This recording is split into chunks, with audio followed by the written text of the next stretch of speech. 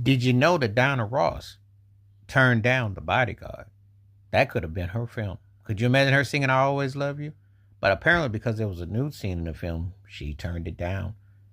Donna Ross, who was one of the biggest acts ever, and still carries weight, still what I consider a female Mount Rushmore, black pop in general, because if you lead sing the Supremes, and then you have a solo career and then you have a film career, an Oscar nomination, ain't a lot of people been in her shoes with what she did and her impact. So, but this would have been interesting. Um, a really long time ago, she turned down the opportunity to do that role.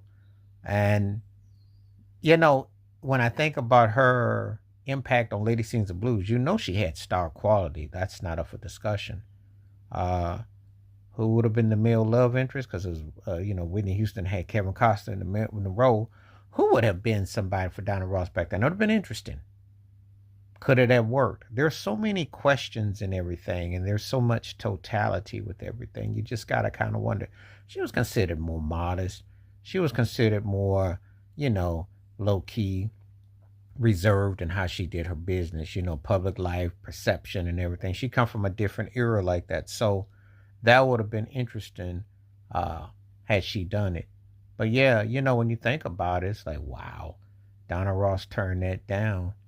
That would have been an interesting role, to say the least, if she had done it. So, you when you learn these things in hindsight, you're like, wow, that is really something else. It's like, could that have been, how that may have jumped off. But, you know, hey, that's cool. Life go on. It's like, wow. Because you just think about the totality. And sometimes you think about how movies are made and what they're done and how people are cast and what gets passed. And sometimes entertainers and people have opportunities to uh, do certain things, and then how they are used and develop in years to come. And so you just never know how they're going to hit and the significance of them. So this is one of those things where you look at it and you go, wow, I know, wow. But I got to remember something. Contrary to what they have you think, if you're an entertainer, that means that you encompasses everything: TV, film, music, the whole nine. You're not just limited to. There's this notion that somehow, and I think rappers made it more fashionable, obviously with film and music and fashion, where it was used, because it used to be called being a sellout, you know. But anyway.